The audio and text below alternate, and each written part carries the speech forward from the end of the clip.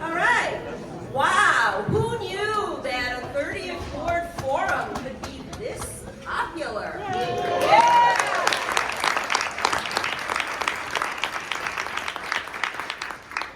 People power.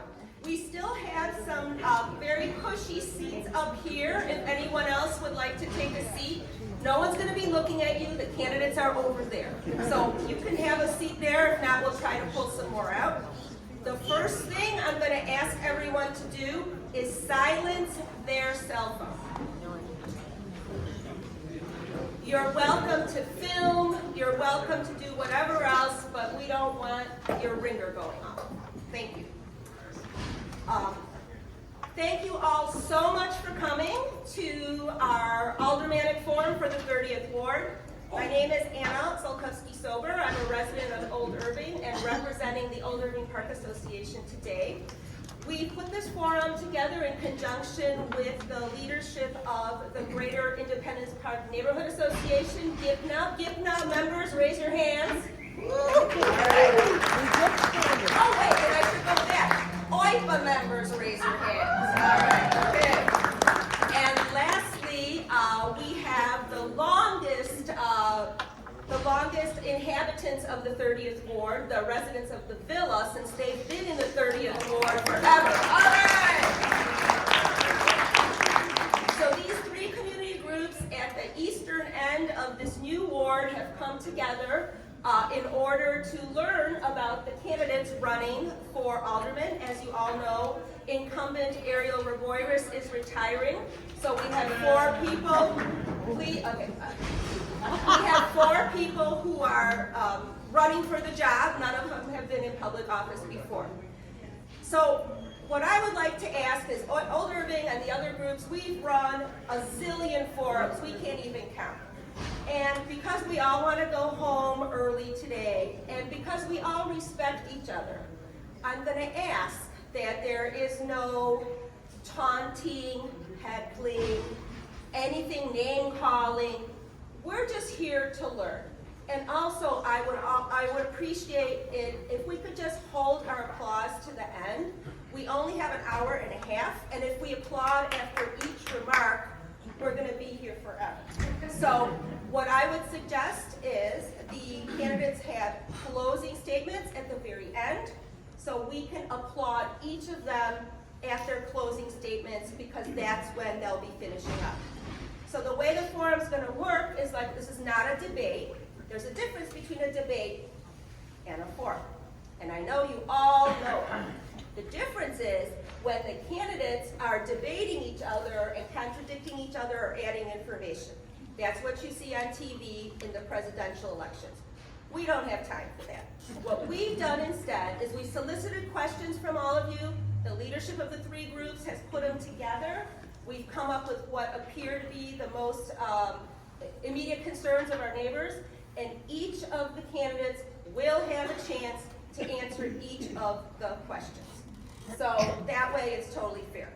So first I'd like to thank Northeastern Illinois University El Centro for letting us use their beautiful space free of charge. Again, I would like to thank all the neighborhood groups which are involved. I would like to thank our candidates, Ruth Cruz, Jessica Gutierrez, JuanPablo Prieto, and Warren Williams for being here tonight. And most importantly, I'd like to thank our moderator, journalist Ben Jarofsky, a legend, who is a journalist with the Chicago Reader and now also host of his own podcast, The Ben Jarofsky Show. So Ben will lay out all the specifics and everything else, and enjoy the show.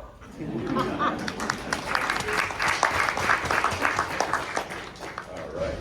Everybody hear me with this thing? Yes. Hold on, I'm having water. I heard water. In the 30th Ward is second to none. So this is a situation, the forum, and there are no incumbents, as Anna said. These folks are running to be first-time all the people, or all the persons.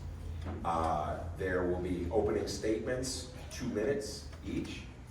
There will be a round of questions for which a minute and a half each. And then the lightning round, shorter answers, not just yes, no, some of the mayoral forums are yes, no's, but these are not exactly yes, no's, maybe like a minute, but it's sort of like that lightning round. Some of them are kind of off the wall, I gotta admit, so I'm looking forward to asking these questions. I did not come up with any of the lightning round questions. And Scott has so graciously offered to be the time keeper, and that's Scott right there. So this is more for the candidates. So he'll be holding up his sign that tells you how much you have left. And you got a buzzer, don't you? Some kind of buzzer? Yeah. Whoopee cushion. So he's gonna buzz the buzzer, the whoopee cushion.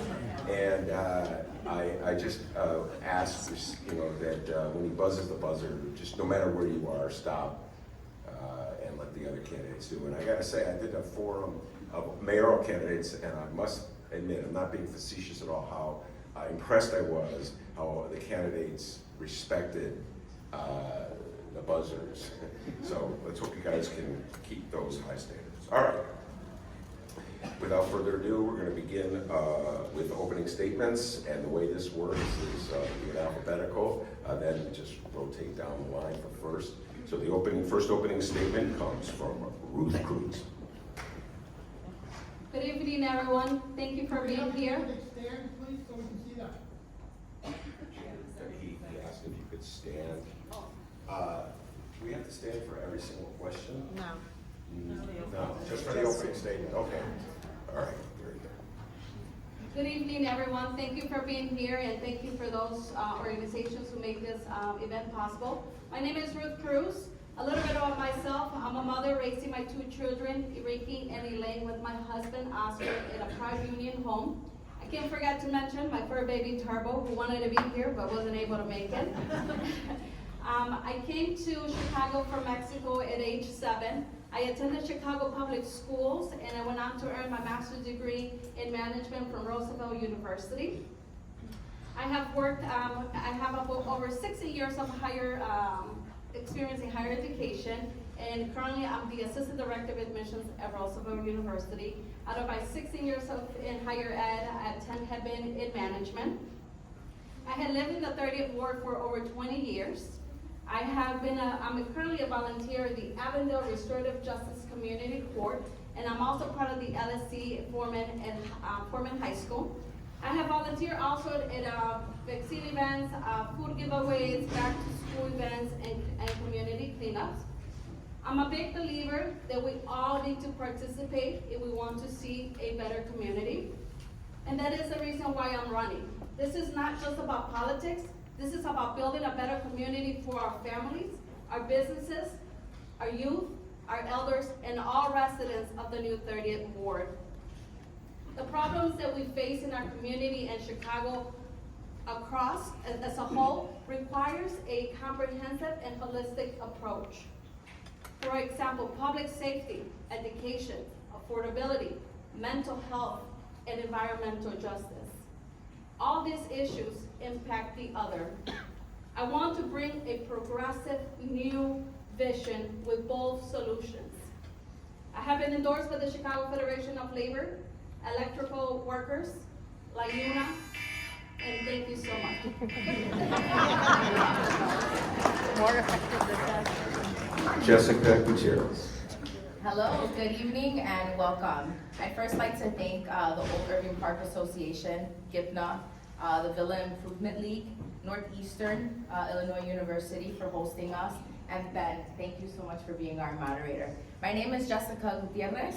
I'm a mother, I'm a teacher, a community organizer, and a lifelong Chicagoan running to be the next alderman of the 30th Ward. Some of you may recognize me or remember me from 4 years ago. We took on the machine. We took on an old guard machine alderman here in the 30th Ward, and we forced him into a runoff. 16 years. He's a 16-year seated alderman. We forced him into the runoff, and we almost did it. We almost made it. What we saw in those 4 years was a rise in crime, closed businesses, lack of constituent services, and a disinvestment in our public schools and youth programming. We have a very unique opportunity here to elect a new alderman in the 30th Ward. We could leave all of that behind, elect a full-time, proactive leader that is gonna focus on everyone who lives in the 30th Ward. During those 4 years, I'm the only candidate who works in the 30th Ward. I stepped down from my job for the past 8 months, but we ushered in through the Puerto Rican Cultural Center, where I was a senior director. We ushered in 2 offices on diversity and Austin in Belmont-Cragen. I helped ensure that millions in state and city funding made it into the 30th Ward to address youth stability and violence reduction. I ushered in after-school programs and youth employment initiatives. When there was a lack of constituent services in the 30th Ward, we made sure that the kids were fed, that the landlords were paid, that rent was paid, and that we were present. We got over 7,000 people in the 30th Ward vaccinated. This is a time for experience. Thank you. Thank you very much. JuanPablo Prieto. Good evening, everyone, and thank you for being here. Thank you to the Old Irving Park, Greater Independence Park, and the Villa Associations for putting this together. Thank you to Northeastern University El Centro and to Ben for being here today. My name is JuanPablo Prieto, and I am a candidate for 30th Ward Alderperson. I am born and raised here in Chicago. I'm a proud CPS graduate and parent, and for the past 8 years, I have been navigating city bureaucracy to create policies and implement them to help small businesses find hundreds of millions of dollars in opportunities with contracts with the CTA. I currently serve as a director of diversity programs at the CTA, and I'm ready to use my expertise in government, small business development, and coalition building to bring transparent and responsive representation here to the 30th Ward. I want to make sure that we fill the vacant storefronts that we have in the 30th Ward with small businesses. I want to bring resources to the existing businesses to make sure that they're not only surviving, but that they're thriving. We have dollars that the city can leverage to make sure that we not only help small businesses that are there, but we create new ones, which will create good paying jobs. I want to make sure that we address public safety with a community-driven approach. I want to make sure that we have resources for mental health, for food assistance, youth development programming, so that the community is involved with the police department every step of the way. I want to make sure that you all have a voice through the alderperson's office. We're going to have participatory budgeting. We're going to have a zoning committee. We'll have a small business committee and a youth committee. Again, I want to engage every part of the ward to make sure that you all are with me every step of the way. Thank you again for being here. All right, very good. Warren Williams. Good evening. My name is Warren Williams. I am a lifelong Chicagoan, a CPS graduate, and I have the pleasure of saying that I'm running for alderman of the 30th Ward, which, coming from my background, feels like I am an astronaut. My dad is a mailman and my mom is a construction worker. So just to be in you guys' presence today is truly magnificent. And sorry, I'm getting a little flustered here. I'm a little choked up. 30th Ward. Oh my God, I've been a community organizer in this area for 3 years now. And when you come from a union home, like, you are taught 2 things. If you see an issue, you don't complain about it, you organize around it. And that's exactly what I started doing. I almost lost my home during COVID-19. And when that happened, I called the alderman, and it was 3 o'clock on a Wednesday. No one picked up the phone. At that point, I rolled up my sleeves, and I started helping people. We made over 500 phone calls during COVID, just to do wellness checks to seniors. We rolled up our sleeves, and we got together, and we did community cleanups. And that is the sort of vision that I want to bring to you. Some of the things I want to bring to you are proven preventive public safety measures. Excuse me. I want to be a climate champion for you. And I just want to be there for you. I want to have strong constituency services. I understand I'm a little nervous right now, but like, I just want to do the best I can for you. Thank you so much for your time. Very good. All right, now we're going to get to the questions, and the way it works is Jessica goes first with this question. Then we go, if you want, by the way, I don't care one way or another whether you stand, whether if you want everyone to see you, it's up to you whether you stand. Because it actually kind of worked. I thought I could with the stand. It's up to you. So this question has to do with why you're running. And it's an interesting question. I think it's like, the number here says 33% of the current aldermen in the city council are stepping down. I don't know if that's an accurate number, but I know a lot are. Maybe an all-time record. So sort of the notion that's been floating around is that being an alderman is just not worth it. You got to put up with constituents complaining constantly. Anything goes wrong in the ward, they're going to call you. They don't know the name of their state rep, they don't know the name of their state senator, they don't know the name of the Cook County commissioner, but they sure know at least the last name of the alderman. So you are running to be harassed. You are running to be blamed for absolutely everything that goes wrong, even if it is not your fault, and most likely it won't be your fault. You are running for the opportunity to have pesky reporters ask you annoying questions all the time as to how you voted and why you voted. So, having said all that, start with Jessica. Why do you want to be alderman? Oh, thank you. I want to be alderman because I have a deeply rooted commitment to my community. Right now, what we see is a Chicago that I see is losing hope. A Chicago that is having a hard time seeing the bright side. And a Chicago that does not have a community problem, we have a leadership problem.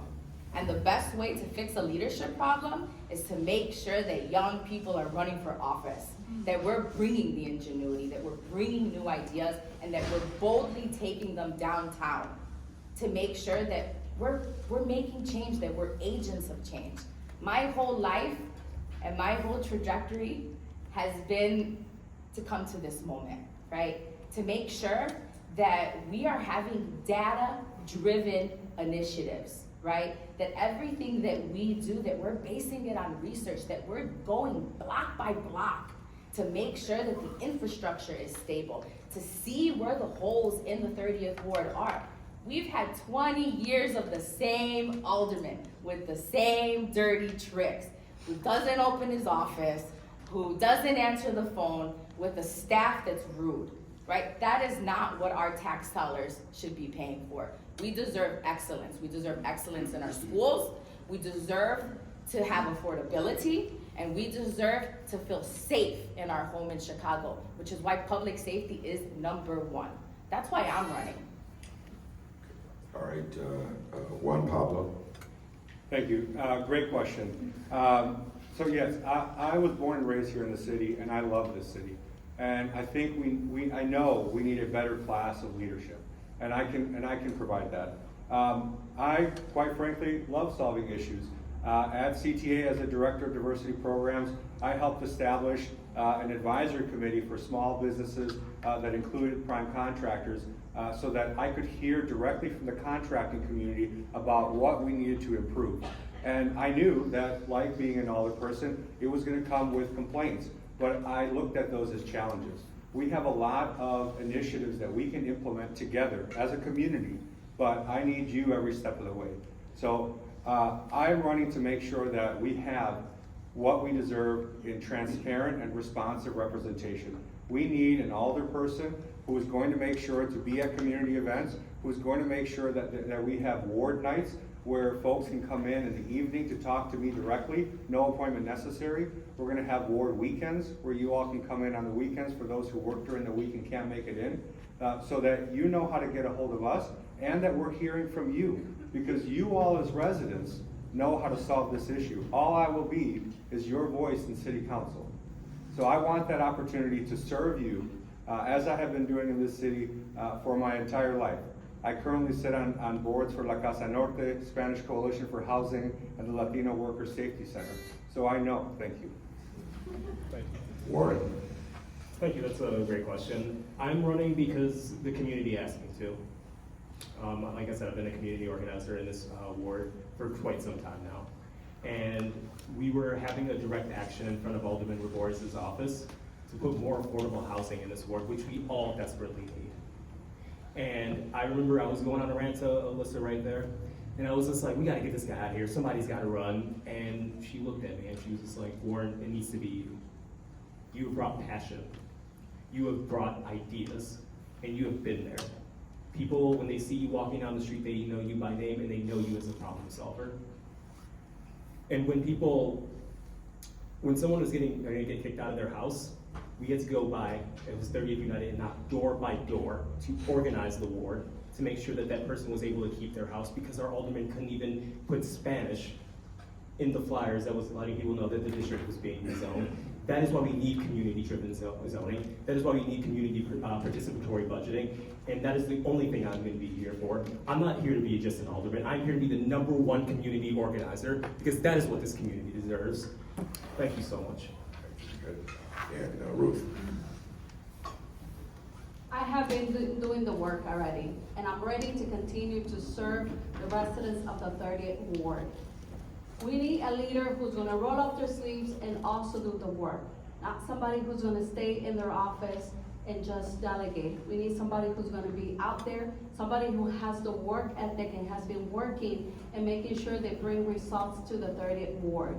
That is my commitment to every constituent. I have been working for a very long time. I have over 16 years of experience in administration, over 10 years of management experience, who have been developed and trained successful teams to bring results. And that's exactly what we're gonna bring to the 30th Ward. We're gonna bring a dynamic team who's gonna be always accessible to our community, whether it's different type of channels, whether it's through our office, through social media, through local organizations where we're gonna have staff and be there at all times.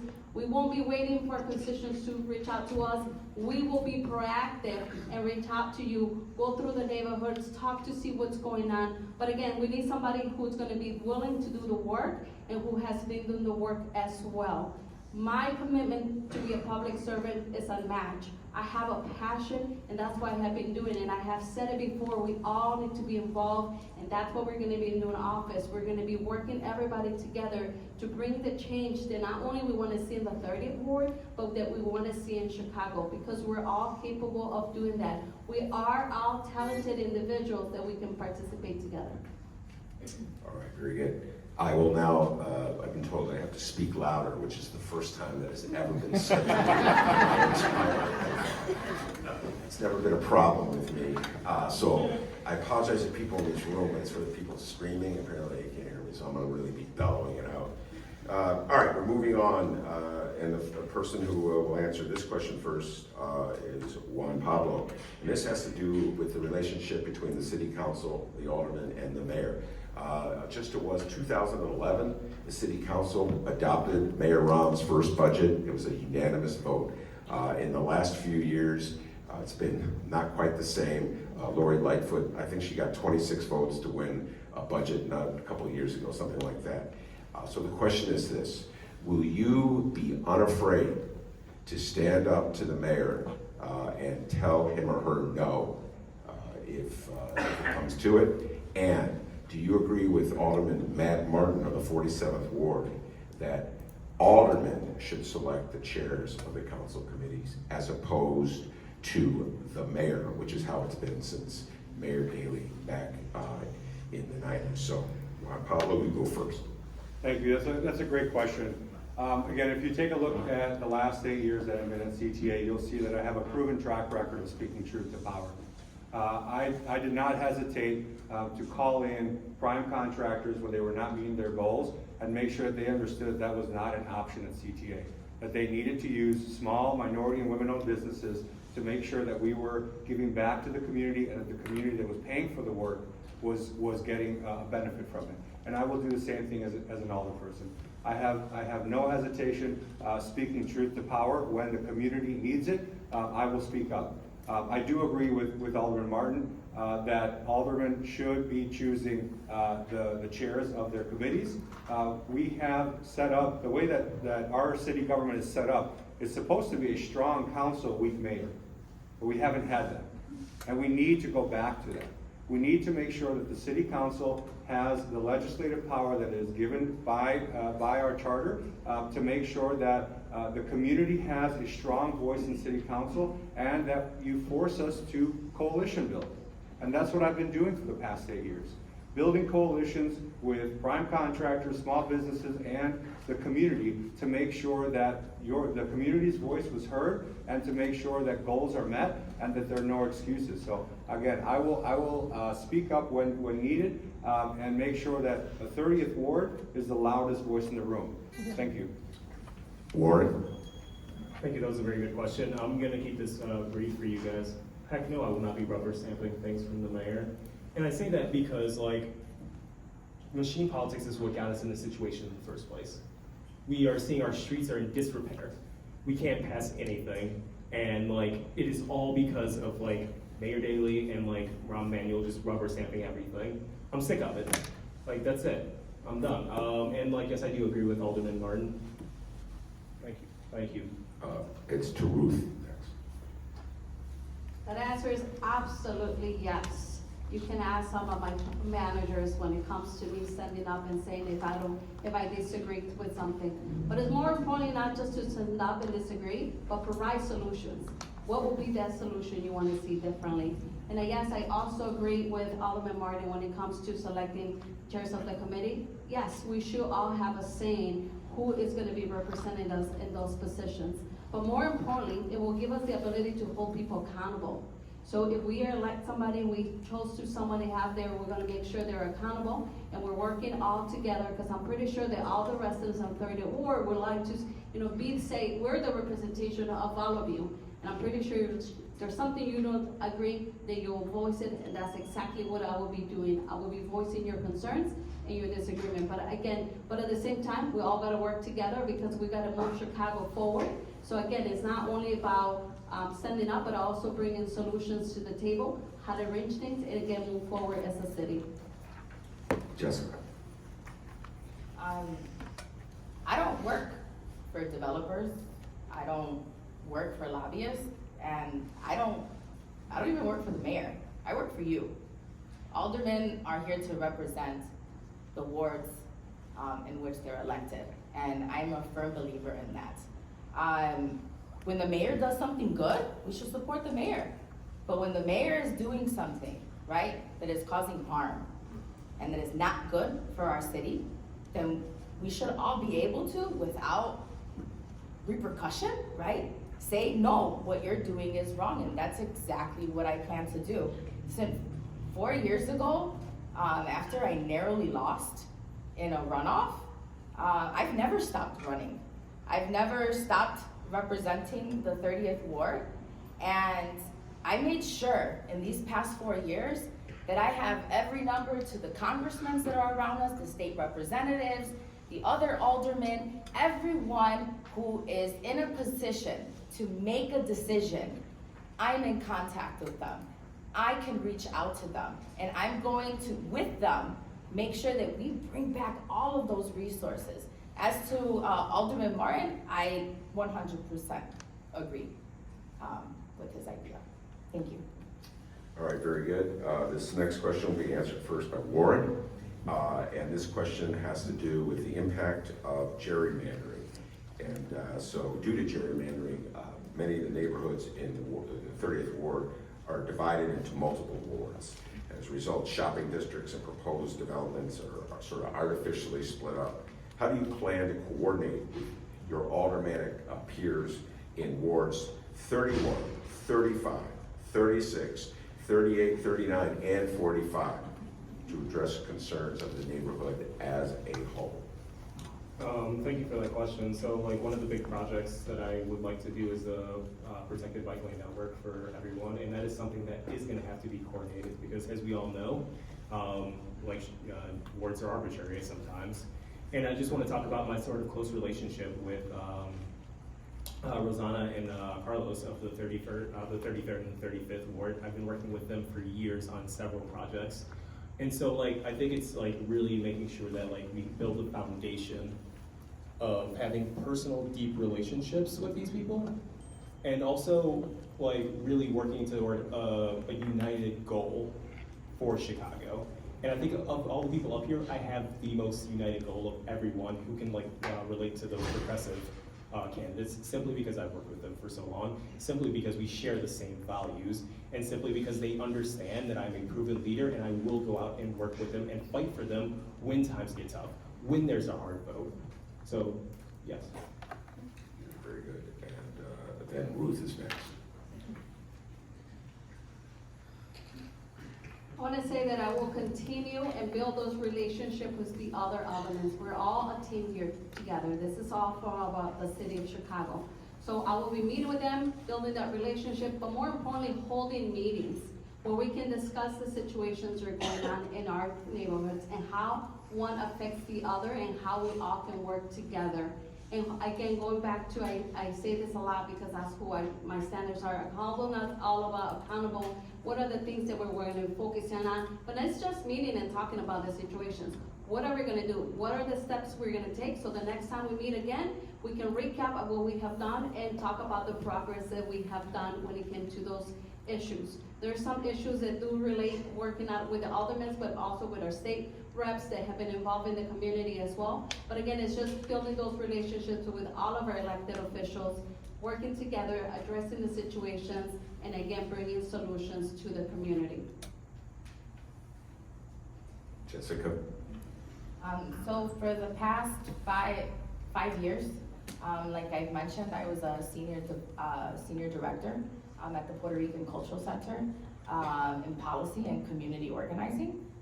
One of the sole purposes of my job and my position was to make sure that we were in contact with every elected official. And as an alderman, I think that every ward that borders us, we need to implement those meetings. We need to make sure that we are talking monthly, maybe even more, even if it's just going over, quick facts and quick sheets so that we have an understanding of what is going on around us, because these ward lines are arbitrary, right? I mean, I think I was talking to one of the residents out here. Byron is one side, it's the 45th ward, the next side it's the 30th ward. So we have to make sure that we're working in unison and that we're in sync with the rest of city council, specifically those that are around us. I live in Belmont-Cragen. I have 3 aldermen right now. That's absurd. We don't know. I mean, we are one community and we have no idea. We have to go 3 different places. We need that to stop. And I think the first step in stopping that is making sure that all of us aldermen are working together. All right, very good. And Pablo. Thank you. Yes, I agree. We need to come together as alders to build a coalition here on the Northwest side that will fix issues, that will fix problems. It is not, and door knocking, I've heard a lot in different communities that are represented here about the fact that the neighborhoods are split up and how you all feel ignored because you don't know who to go to, or you go to someone and they say, oh, that's not my street, you gotta go to someone else. That's unacceptable. Unacceptable. I have spent the last 8 years building a coalition and building a network within the city that I can lean on that network to make sure that we get the resources that we need here in the 30th Ward. I will make sure that I'm not only building relationships with our neighboring alders, but alders across the city, because if we strengthen the south side, if we strengthen the west side, we will strengthen the northwest side. My priority will be here in the 30th Ward and creating that coalition here with our northwest side alders and the state reps, state senators, Cook County commissioners, and up the chain, because they're the different funding sources. We need to understand that. We need to make sure that we leverage those relationships so that we can bring the resources here. But I will also be fighting to make sure that we create change in other areas of the city so that they are strong and they can come to the 30th Ward to enjoy some of the rich resources that we have here. Thank you. All right, very good. This next question starts with Ruth. And I'm calling this the State Representative Andrade question. Not that he wrote it, but because the first time I became aware of the issue I'm going to ask about is when he called me up to talk about it. And this has to do with the pigeon excrement. This is what we call a quality of life issue. And I kind of, Andrade, I wish he was here because he could give you like 15 minutes on this. Pigeon excrement on pedestrian walkways under Keeler, Costner, Pulaski, Edison. Oh yeah, I do have to speak into this mic. And Milwaukee, it's so filthy and it's disgusting. And many these areas are not in the 30th Ward. Part of them are. Again, it gets touches into the issue we just asked about. So how will you? We'll start with Ruth. How will you champion the issue with adjacent elected officials? What strategies will you put in place so we can clean this area up once and for all? I was going to bring up the pigeon poop situation in the earlier question because I learned that right away when I was doing some community work. But it goes back to we talked about working with other elected officials, and yes, Andrade has done a wonderful job, and I have heard that from many of the constituents regarding what he has done. But it's joined him and all work together. One of my ideas that I have is scheduling routine cleanups, whether one office takes care 1 month or every other 2 weeks, whatever it may be. But that will be where we have a rotation of who's clean up. I know sometimes even the fire department goes and cleans that area, but that's what will be for me is scheduling a routine, a schedule that we have, and making sure that especially during the summer we have more people out there. But that will be my implementation. Again, continue working with other elected officials, create a plan, and make sure that we all follow up that plan. We want to make sure that whoever's walking through those areas feel that they don't have to hop into a different route. They have to drive instead of walking. That is unfair. We all want to enjoy our community, and we'll make sure we take care of that. I know I heard who also, ignites the situation, but again, we want to make sure that we address the situation by cleaning and all of us work together. But also, if the situation continues, it wasn't done, you can call my office when I'm elected and say, this is what's going on, and I'll assure you somebody will be out there. Okay, next, Jessica. The jurisdiction, right, of who's supposed to be cleaning, who's not supposed to be cleaning, whose job it is to make sure that all comes with making sure that the different levels of elected office are working together, right? That we're working with Andrade, and that we're making sure that, that obviously this is definitely his, a big issue for him, and making sure that we're building that coalition so that we know what's going on. But this, for me, it's a pivot to public safety. I mean, right? Everything has to do with public safety. We need to make sure that we're auditing the ward block by block to make sure that where are the abandoned buildings? Where are the slum landlords? Where are the abandoned businesses, right? Visibility, lights, cleanliness. Those are all a matter of public safety. It's an extended matter, right? But making sure that we have the right players coming in and holding them accountable, right? I think us coming up to clean is definitely a great idea, but there is a department whose job that is to clean. And we need to make sure that that department or whoever's jurisdiction that it falls under is doing their job as well so that we can do our job adequately. All right, very good. JuanPablo. Unfortunately, I am familiar with the problem. As a lifelong user of CTA, I have walked through that underpass many times and spoken to Representative Andrade about it a number of times as well. And it is definitely a failure of government. It is a failure of government, and it is something that we need to correct. And as an alderperson, we can correct that by bringing together not just a coalition of elected officials who can push on different agencies, both at the city, county, and state level, understanding who owns which property. I've done that. I've worked with leadership at CTA, obviously, at CDOT and at IDOT to make sure, and I would do that to make sure that we establish and bring in experts to establish an environmentally friendly solution. it is a public health issue, what is going on under that underpass, and we need to make sure that we're addressing that. I want to increase walkability of the ward. I want to increase access to transit, and when something like that is preventing our residents from walking and using transit, that's an issue, and we all need to work on it to solve it. Thank you. Very good, and Warren. Thank you. I think everyone wants to live in a clean and safe environment, and that is like one of the big reasons while we still try to do them. We do our community cleanups. I'm still out there rolling up my sleeves and like making sure these communities and these streets are clean and safe. With that being said, this is a failure of not having strong constituent and ward services.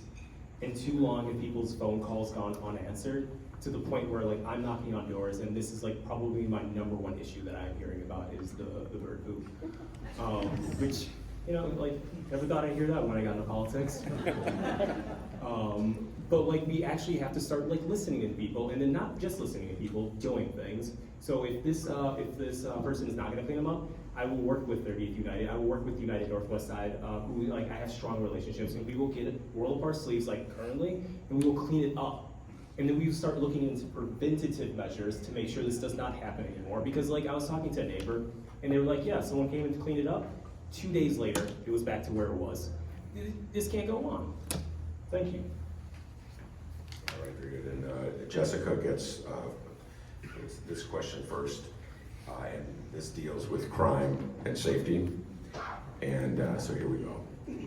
How would you address the epidemic of carjackings, drive-by and drive-through shootings, and property theft damage? What non-law enforcement strategies to address crime will you advocate for in addition to policing strategies? And we start with Jessica. Yeah.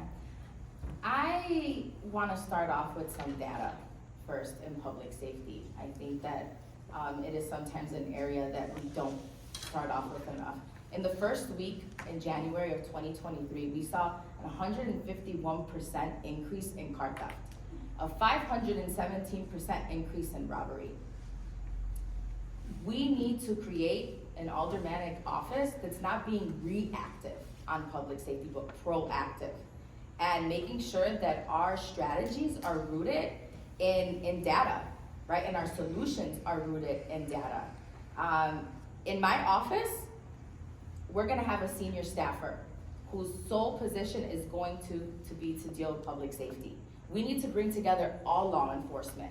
CPD is not the only law enforcement, especially on the east side of the ward. You have METRA, you have CTA, you have the CPD. We need all of these agencies to be working in sync with one another, which I know they're not doing right now. So I wanna implement that program. A court advocacy program we wanna bring back. Have good social services, and ways that are not, non-law enforcement ways to focus on this is making sure we open up those mental health clinics again, right? That we're getting down to those root causes, and the root causes are important, so that we could develop plans in 5-10 years, but we need to solve this in the immediate. JuanPablo is next.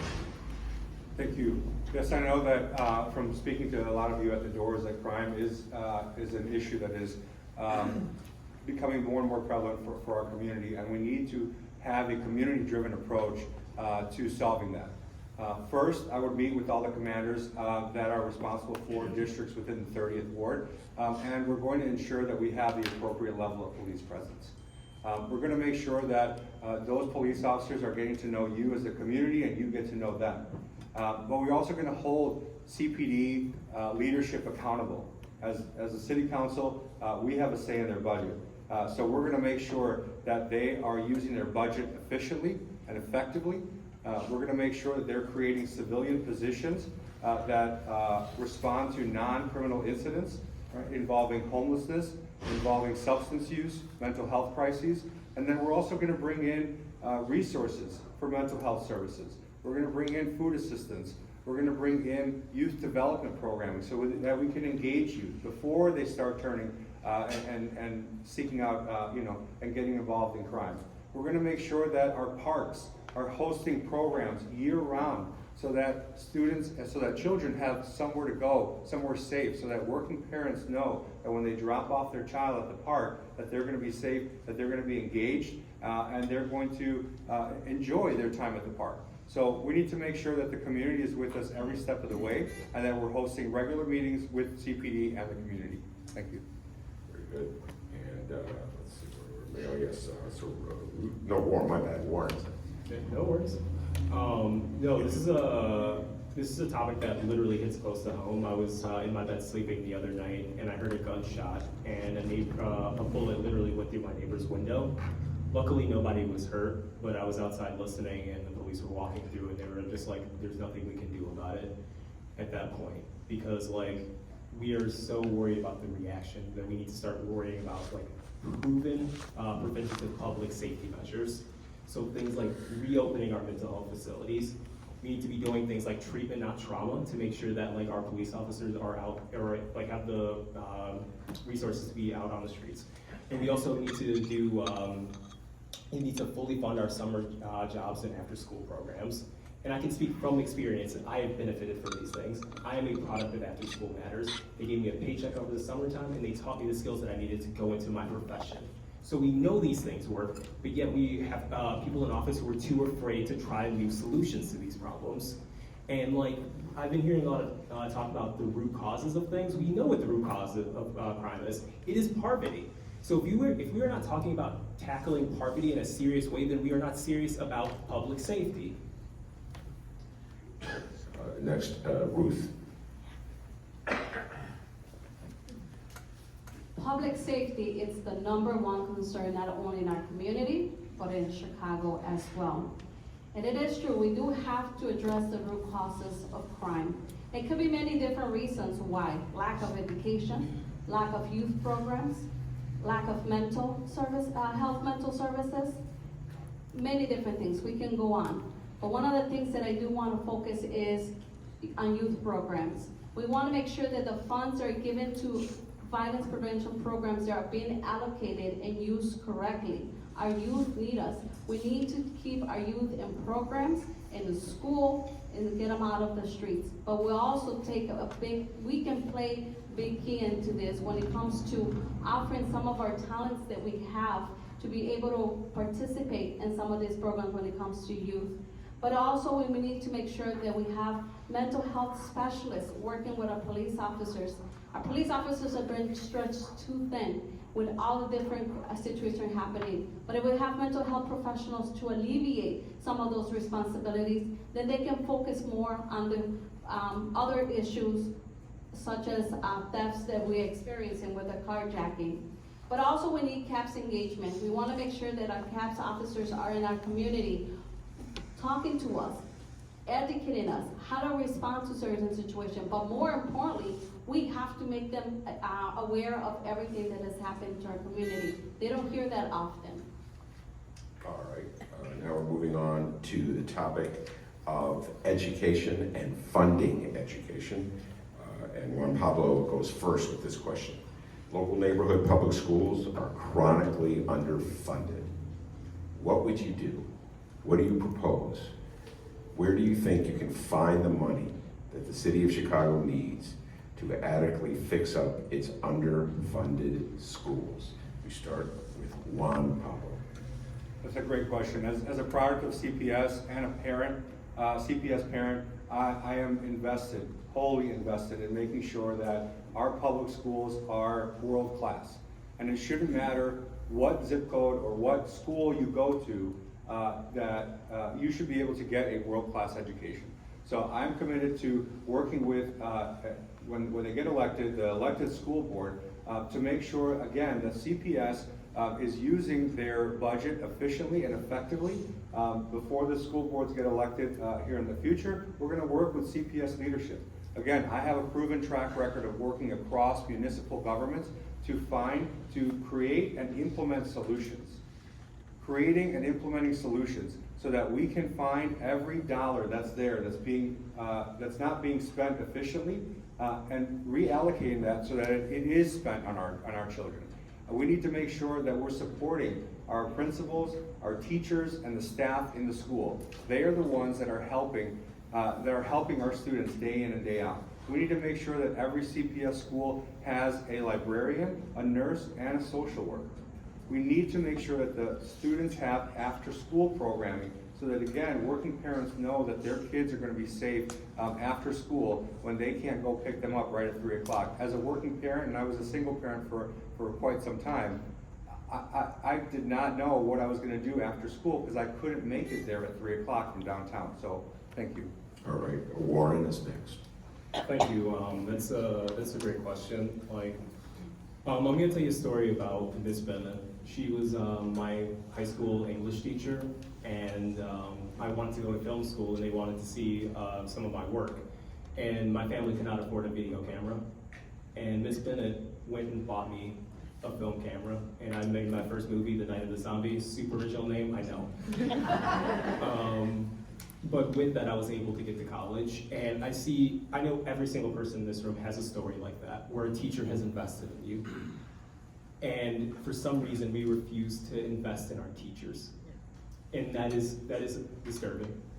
So some of the things that I want to do is I want to make sure we're reallocating funds and doing responsible budgeting to make sure that our schools are fully funded. But I understand that that is a long-term solution, and what you guys need right now is things, or what our schools needs right now are things. So I will work with principals. I'm a community organizer. I will work with principals to make sure that they have the funding to do backpack drives, to do fundraising drives, whatever it takes to make sure that we have a dozen more Miss Bennett's or whoever that teacher will be for you. Thank you. All right, next to Ruth. As a mother of CPS students and a local school council foreman and being involved in education for 16 years, this is something very important to me. We want to make sure that all of our schools are receiving the resources and the funding that they need, regardless of the neighborhood they're in. We want to make sure that all of our children receive a quality education, but also support the schools and support our teachers. So I will advocate strongly the per pupil formula in Springfield. So I'll work with our state leaders to make sure that we're all working together and fighting for that per pupil formula to make it more equitable. But also we need to bring back our nurses, we need to bring back our librarians, we need to bring back an emotional and trauma counselor. Again, our children need that support as well. COVID has brought up a big concern when it comes to mental health, so we want to make sure they have the support in school as well. And also bring back our trade schools, our trade programs. Not everybody is going to go to college, so we have to make sure we leverage other opportunities as trade programs. But also we can have businesses and tech companies come into our schools to provide that help for our students. I've seen it. I have worked through different high schools throughout the city, but also outside, and we have a lot of opportunity that we can do. Not only rely on that funding, but use other resources to be able to educate our kids and have a better and successful careers for all of them. And Jessica. So I was a teacher. I was finishing my PhD in Southern Louisiana, and I worked both for the charter school system and the public schools in the state of Louisiana after Katrina, when their school system was in complete disarray. I've seen what the end of public education looks like when you're down there in the South. You could barely find a public school. As an educator, I fully believe in fully funded schools and excellent education for everyone. But what we have here is a budget problem, right? We need to reduce the burden, and funding only coming from property taxes. So I want to make sure that when NASCAR comes to Chicago, they're paying their fair share. That when Lollapalooza comes to Chicago, that they're paying their fair share. That when conventions come to Chicago and big events come to Chicago, that we are seeing where the money is coming from so that we can invent new streamlines of funding that can go to making sure that we provide excellent education. There's too much, right? We can create more business in our areas so that sales taxes, right? We could work with sales taxes. getting class sizes down, increasing scholarships, vocational programs are all really important. All right, and first, this goes to Warren first. It has to do with bike riding and pedestrian safety. According to Chicago's website, the city of Chicago's website, Chicago has the second highest percentage of commuters riding their bikes to work. If you become the older person of the 30th Ward, what will you do to improve safety and accessibility, especially on busy roads like Milwaukee, Addison, and Belmont? We start with Warren. I'm one of those bike riders. I'm an epileptic, so unfortunately I cannot drive. And there are people across the city who are disabled, who are under the age of 16, who are too old to drive, or who just cannot afford a car, who need a safe alternative to get to school, to work, to their business, to wherever they want to go, right?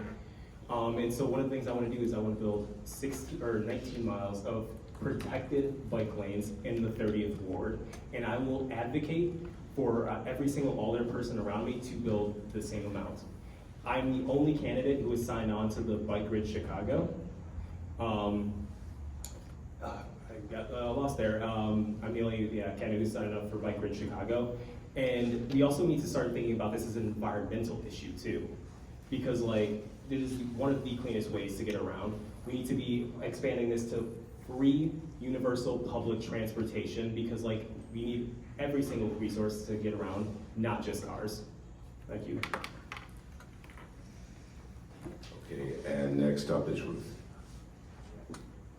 We want to make sure that everybody comes home safe. We have seen often, we had a lot of incidents where our bike riders either get hurt or get killed. At the end of the day, is make sure that we all have a responsibility to come home. Often, sometimes I hear, sometimes at the doors, where they're complaining about traffic because of the bike lanes, but 5-10 minutes of your time can save somebody's life. And that's the reason why I will make sure that not only secure those bike lanes, but expand the bike lanes. Yes, a lot of people don't rely just on a car. We want to make sure that if my son rides, your daughter, your loved one rides a bike, that they're safe and that I'm not worrying about home what's going to happen to them. But it also goes back to, something that I have in my passion is the environmental justice and bring the Department of Environment back to assure that not only our environment is taken care of, but also that there are regulations and processes that we're following with our bike lanes. Again, this is a serious issue. We all want to enjoy our summer. We want to get to school. We're going to get to work, whatever it is. But again, it's all about safety and all of us being able to go back to our families. So that is something that it's truly to my heart, and definitely will make sure that everybody's safe and working with all of our lanes and again securing everything. Thank you. Jessica. So about a couple of weeks ago, I had an endorsement session with Sierra Club, and I thought that it was one of the most dynamic questionnaires that I've ever answered. Why? Because there was some questions on there that they either weren't my forte. I didn't know, much of the background, but I did my research and I had a great conversation with them. And one of the things that we pointed out is, listen, the 30th Ward has an east side and it has a west side. We need a unifier. And part of unifying is making sure that the people on the west side understand the issues on the east side and vice versa.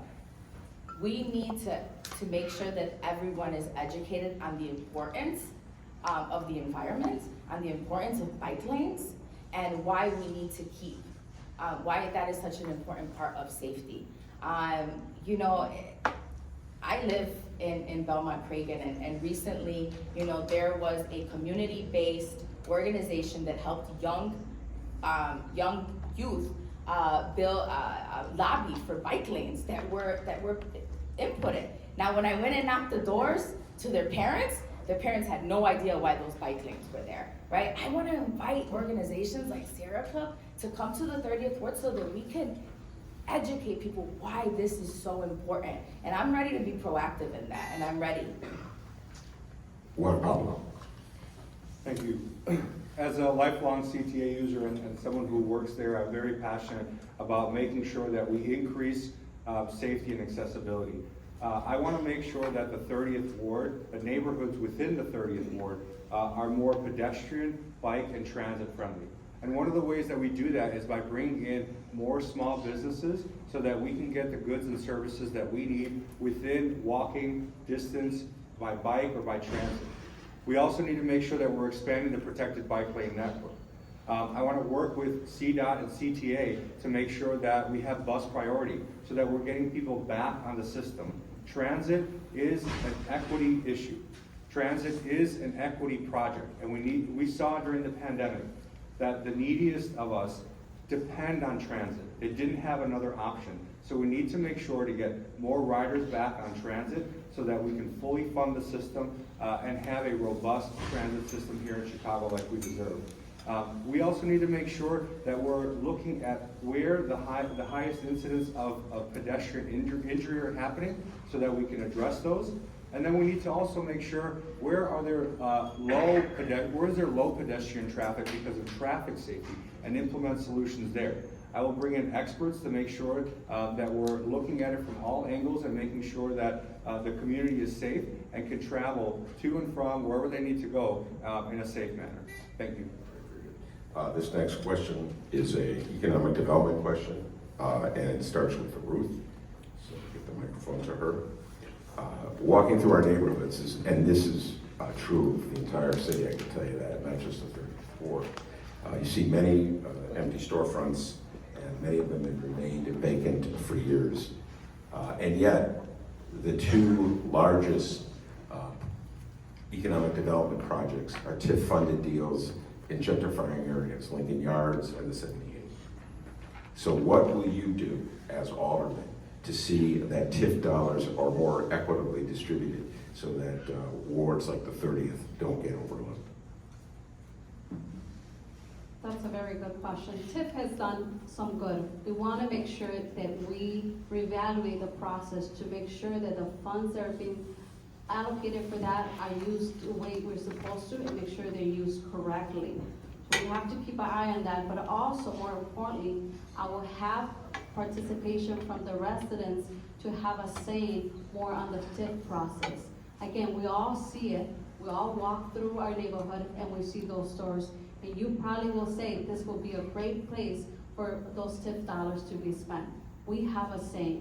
We're gonna get a new alderman in the ward and somebody who's gonna be able to listen to you and all of us work together. We have to be more active when it comes to our businesses. Let me just tell you, one of the things that Northwestern Center does is the business incubator, where there's 4 businesses in one location. They all share their spending. So that helps them to build the financial need that they need, the capital that they need to eventually later on branch out. So we have to do that, but also when it comes to TIF money, again, we have to be strategic how we use that and make sure that those funds are being used correctly. We tend sometimes to see things how it's not working properly or going different areas and not the 30th Ward. We have to make sure that we're always on the table with those discussions and say that is great, but also we need it. I think we need to make sure that not only but the east side, but the west side of the ward, where they're getting the resources. Thank you. All right. Jessica. So like I've mentioned many times, my family and I, we live in Belmont Cragen, and 3 years ago we bought our home and brought my now 20-month-old son, home to his first home. And we're just as invested as anyone in Old Irving Park, in Avondale, in Belmont Central, to fill empty storefronts and to work together to do it. Specifically on TIFs, we need TIF reform. TIFs are a tool in our toolbox, and we need to reform them, and we need to make sure that it's transparent, right? So I think that within TIF reform, I'm not against having them, right? But when they're only going to certain communities, right? And it's only helping certain areas, and they're not working on developing, right? Either the east or the west side, that's a problem. We see that problem as well. The 30th Ward, for those who don't know, we have the second oldest special service area, right? Almost $700,000 of tax-paying money goes to the maintenance of a dirty, dingy, dark garage on Belmont and Central. Those are taxpayers' dollars. I want an audit. I want an audit of any TIF money that is being allocated in the 30th Ward and of that SSA, so we know where the money is going so that we can have an adequate plan forward. JuanPablo. Thank you. Yes, we need a complete audit of TIF. We need to make sure that those TIF dollars are being used as intended to help communities grow and the economic development within those communities grow. I want to work to attract more small businesses to fill those vacant storefronts and teach them how to apply for those TIF dollars so that they can leverage them to get those storefronts open quicker.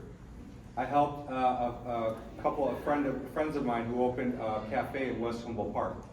Getting the door open so that they could get customers in the door took forever because of the work that they needed to do inside the storefront and the funding that they couldn't get to get that work done, and then the permitting process. So we need to streamline those, help small businesses find the funding that they need through TIF. I created a program at CTA called Building Small Businesses that has helped small businesses acquire millions of dollars in capital so that they could grow their businesses. We need to do similar programming at the city. We have the resources already in the city. We just need to make sure that we're activating them and bringing them here.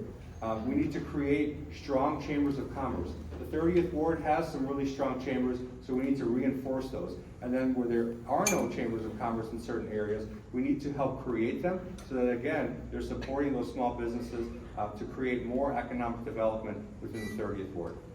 All right, and Warren. Thank you.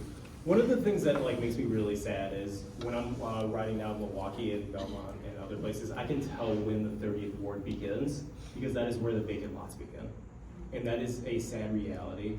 And so what I want to do as far as vacant storefronts and stuff like that is a tax on vacant properties, because what we have right now is landlords jacking up the price of rent so high that small businesses cannot afford it. And when it comes to TIF funds, if I've knocked on your door, I've talked to you about participatory budgeting, I've talked to you about participatory zoning.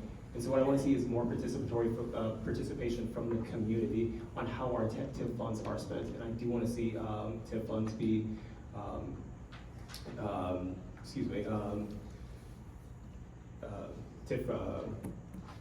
thank you. All right, and now we move to a property tax issue, and Jessica goes first. So as everybody can tell you who gets a property tax bill, they're going up, and they've been going up. And I can tell you that because I got a lot of property tax bills. At the same time, we need to fund government. I think we all agree on that. So one of the great challenges that the aldermen face is finding revenue, money, to pay for government, to pay for things that we want, that does not cause property taxes to rise even more than they're rising. We'll start with Jessica. What sources of revenue do you recommend, will you be pushing for as an alderwoman in your case, to keep property taxes from rising even higher? Listen, we've all recently received our property tax bills if you're homeowners, right? I think politically expedient promises of relief by rebate checks, it doesn't help. It's not a solution. It doesn't help address the systemic inequalities, right, that our property tax system has built and has left us in. So I've mentioned other ways that we can streamline money is by, Chicago is becoming a hub for entertainment. We're bringing in people to come and see the city, to come visit the city, yet are we getting the money back from those big businesses that are coming into the city? I want to make sure that we're holding that to the line, that we're getting the money from casinos, right? That we're getting money from any private event that comes in. We don't have to look very far to find options, right, and ways that we can help relieve property taxes. In California, in the state of California, there's a 7% cap yearly on taxes.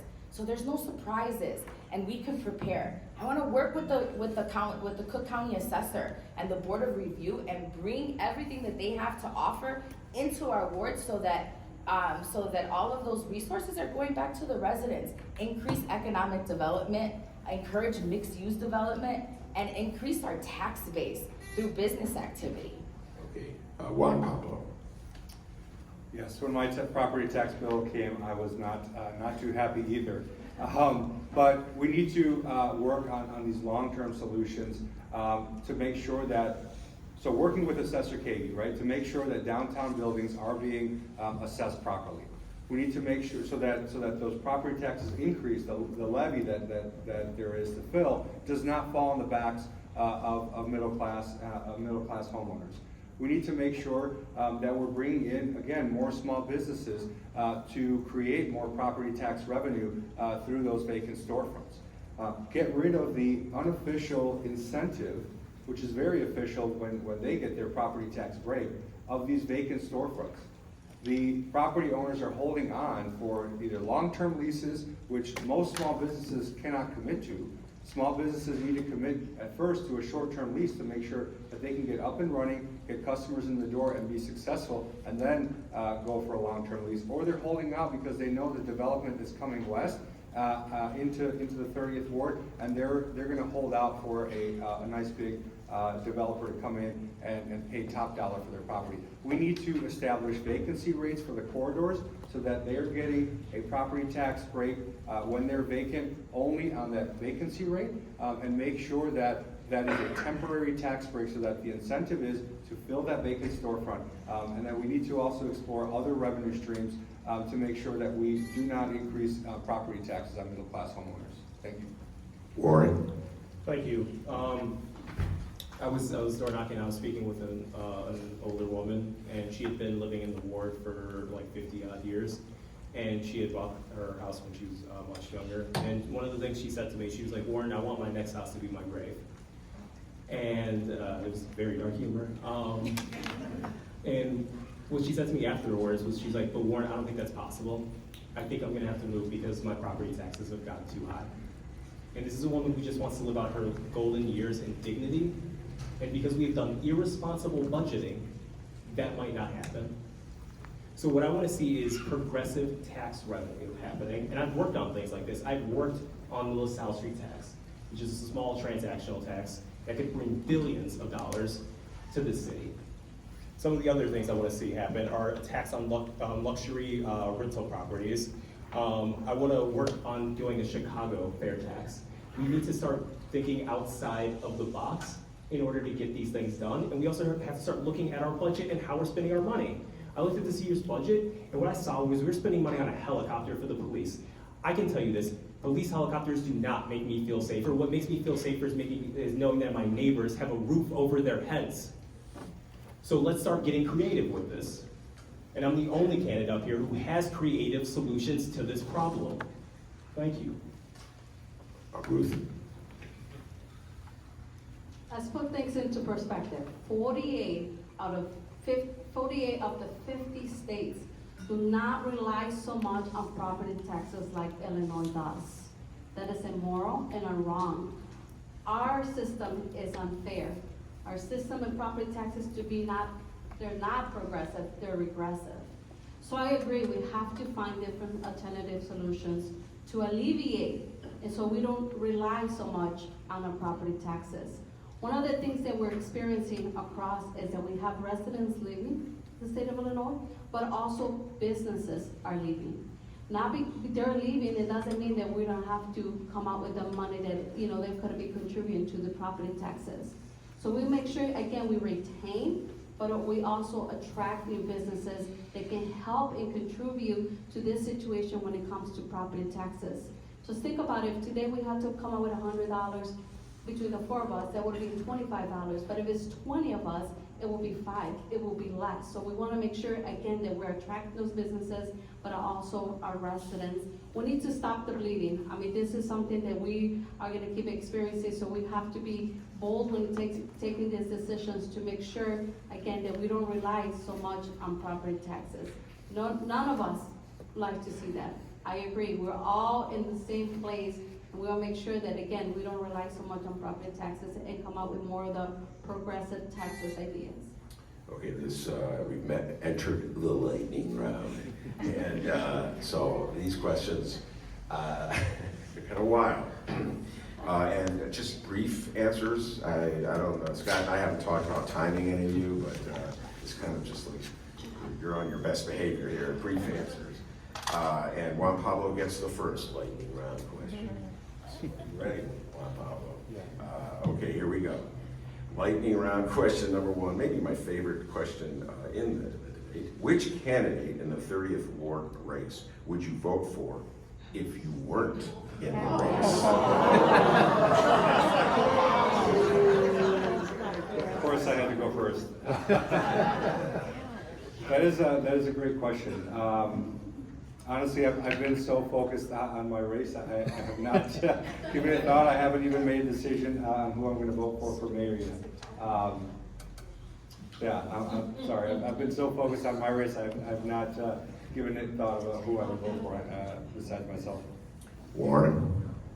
This guy. We go to Ruth. That is a very good question. I wish I could say. Ben, I think I'll vote for you, Ben.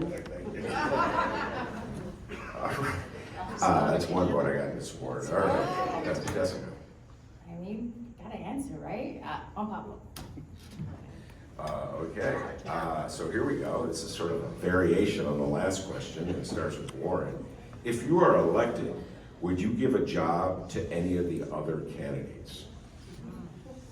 That's a tough one. Can I have a few hours to think about it? We got like a 10-second rule, I want to say. It's like 3 seconds in the lane and almost the other side. You know, I cannot answer that question right now. I think it depends on a lot of factors. So, thank you. Ruth? Yes, I believe I can Warren or JuanPablo.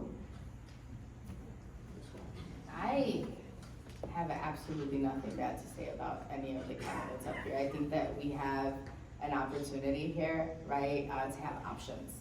It's something that we haven't had in the 30th Ward for a very long time. I think that they all have great ideas, and of course, I mean, Warren, I'm so impressed on your ideas on the environment. JuanPablo, and the nature of your work and transportation, I think, you know, of course, you would be an integral part. And Ruth, you work very hard in your community, so definitely, I think that everyone here, and if I were to win, they're the first people I'm gonna call to make sure that they're part of making sure that we're bringing all the resources back. So I think that we're really lucky to have everyone up here today. Okay, JuanPablo, did you get a chance to answer? No, I can't not yet. remember. Lightning round, go ahead. Yeah, no, I agree. I think we have a great slate of candidates here. I would love to work with the three of them if I'm elected, and make sure that we continue progress here, that we've come up with a lot of great ideas between the four of us, and we want to make sure that we have the right tools in the tool belt to implement those, and I think the four of us up here are how we do it. Okay, this goes to Ruth, lightning round, remember. What is the single most important issue as you see it in the 30th Ward? Public safety, without a doubt. Jessica? Definitely public safety, crime, and making sure that we are figuring out, right, everything bad that has been done in the past 20 years, maybe some of the good things too, right? And tackling public safety that is the core and the root of everything that we want to get accomplished.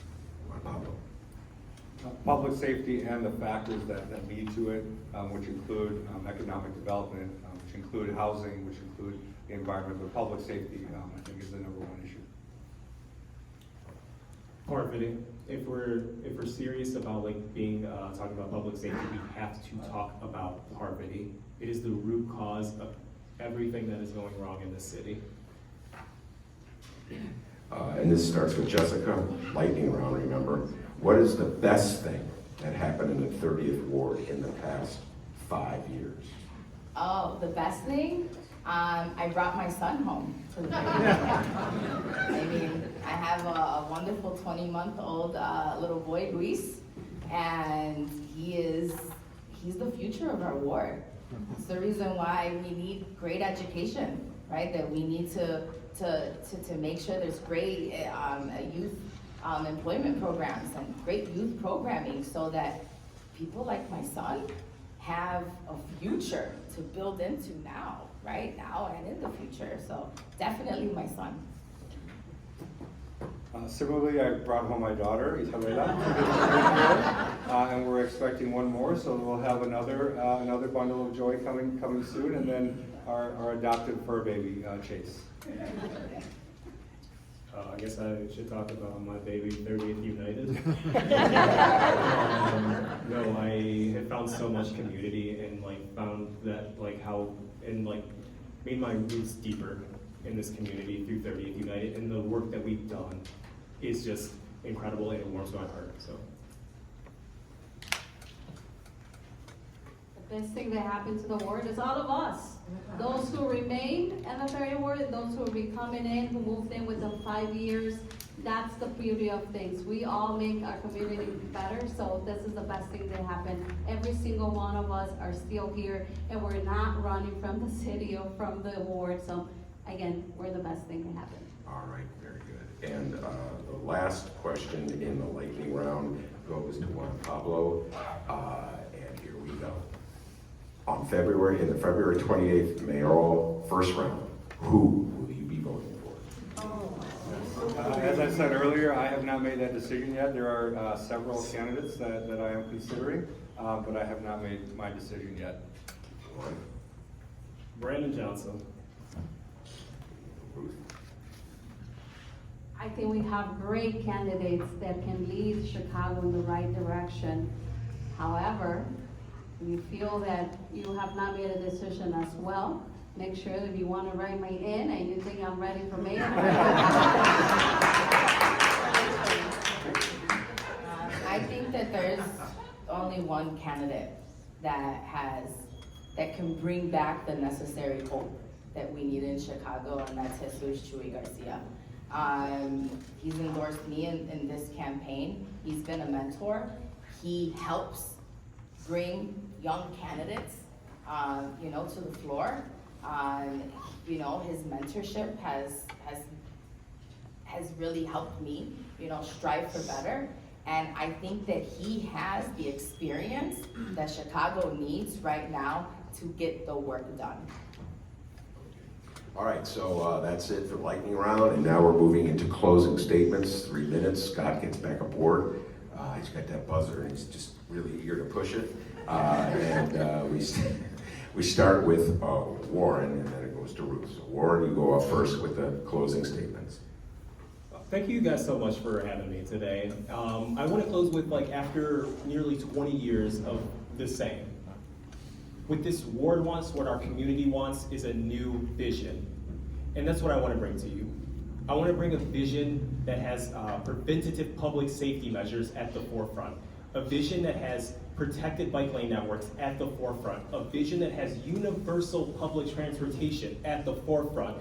A vision that has strong constituency services at the forefront. And these are not pie in the sky ideas. These are ideas that we see in our wealthiest communities like Lakeview, like downtown. I want to bring those home because this is my home and I love it here. I cannot wait to buy property here. I cannot wait to raise my children here. I am a proven leader. I'm trying to build a rainbow coalition of Latino, Black, white, and brown folks working together in solidarity to heal this city, and that is why I'm the most endorsed candidate in this entire race. I'm going to list them off just because I like that. I've been endorsed by 30th United, 33rd Working Families, CCCTU, Northside DFA, the People's Lobby, Democratic Socialists of America, Run for Something, and United Northwest Side. And they trust me because I am a true progressive and because I am a fighter. Excuse me. So leaders should be rooted in their community, and no one is more rooted in their community than I am. I do not come from a political family. I am not a machine politician, and I am just your neighbor. When you see me on the streets, people call me Warren. And when I become alderman on February 28th, I want to continue that because I want to be the #1 organizer in this ward. Thank you again for having me.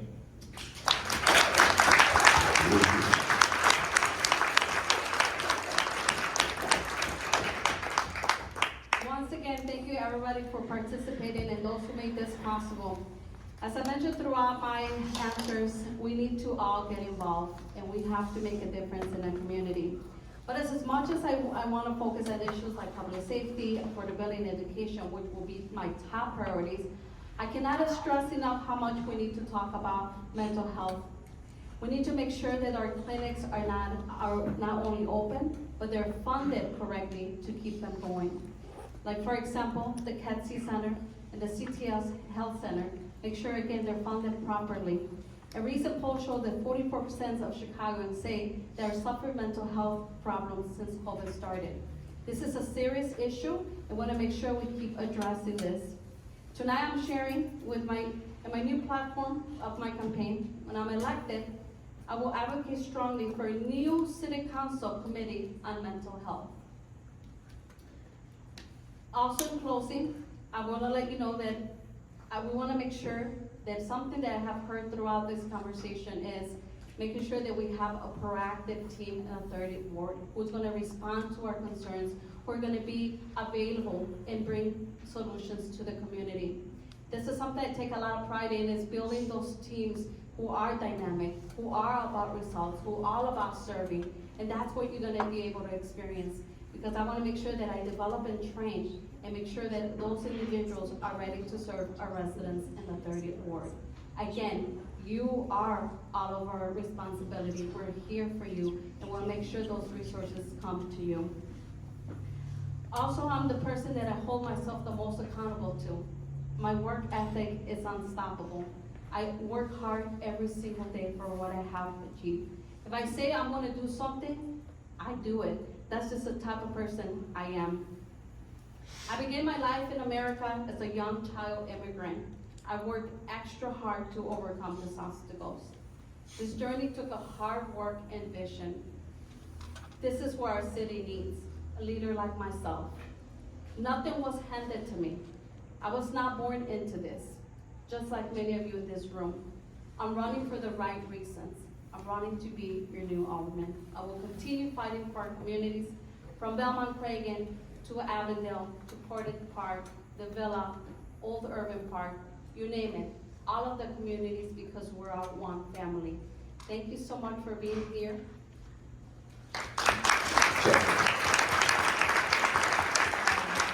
Thank you so much, GIPNA. Thank you, Old Irving Park Association, Villa Improvement League, Northeastern for hosting us, and Ben for moderating. This is exactly what community looks like.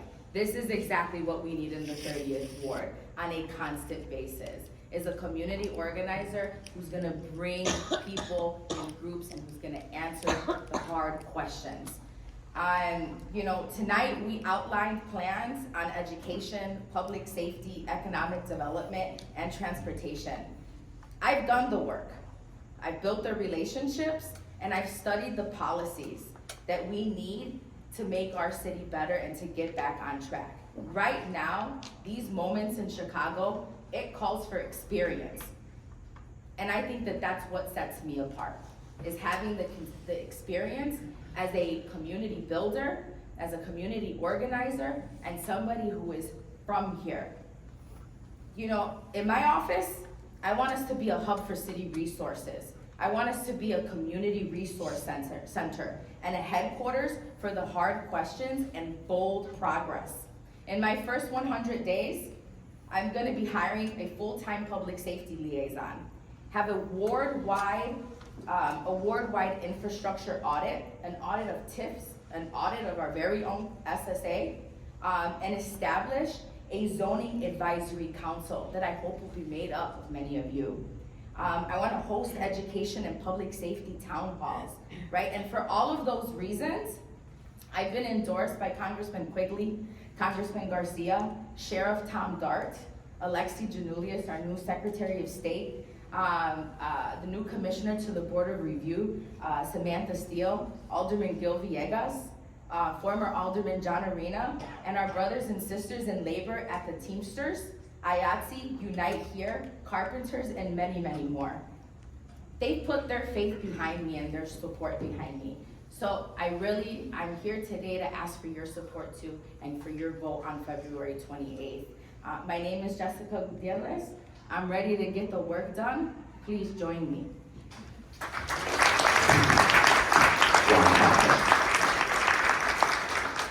Thank you again all for being here and listening to us.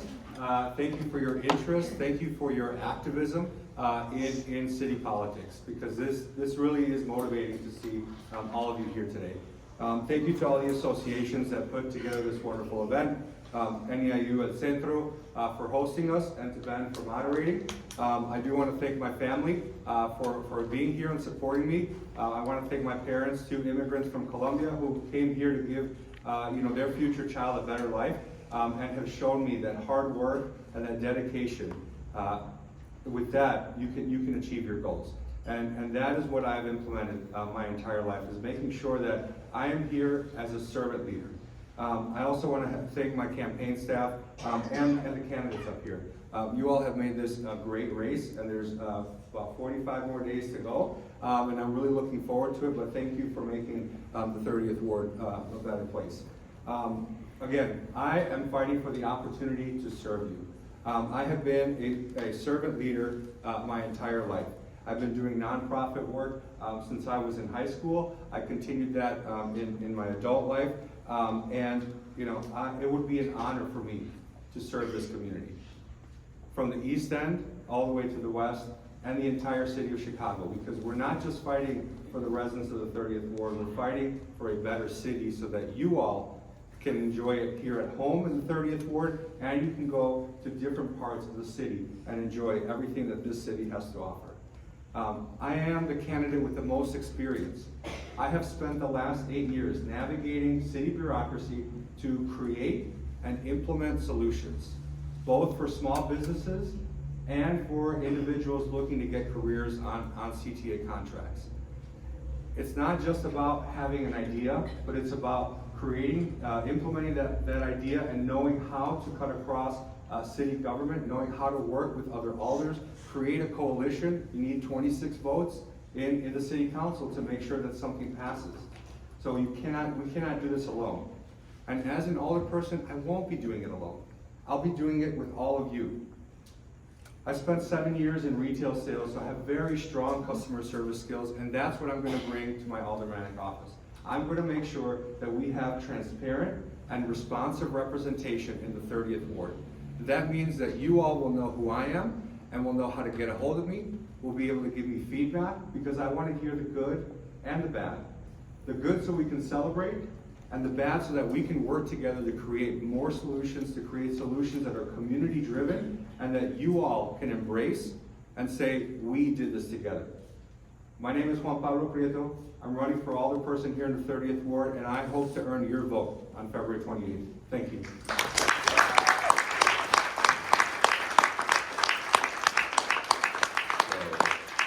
Well done, one and all, and thank you, folks, for being so kind and courteous and following the rules. Anna wants to make a few comments before we get out the door. Now I'm going to answer all the questions myself. Thank you all so much. Thank you to all the candidates. We have over 150 people here tonight, so give yourselves a pat on the back.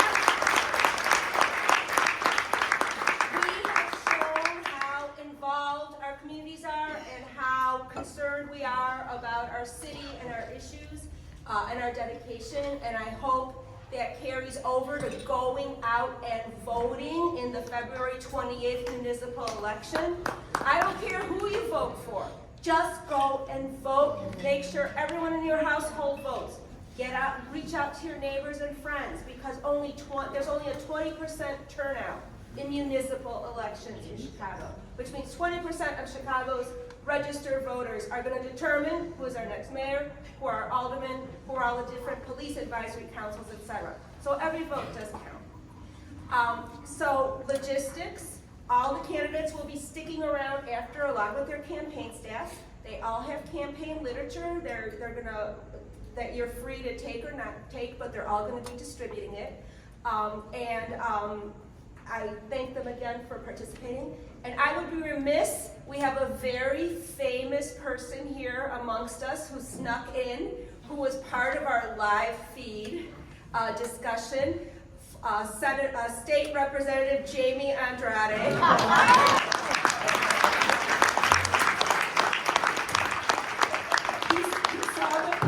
He saw the pigeon question and he decided to come here and give first-hand advice to these 4 candidates. But I have to tell you, Jamie is no longer in charge of those viaducts. It is now Senator Rob Martwick's and State Rep Lindsay LaPointe's problem. So I'm gonna put together a coalition here, the Pigeon Coalition with our guru, Jamie. So again, thank you very much to everybody. Thank you so much for coming out. Really appreciate it.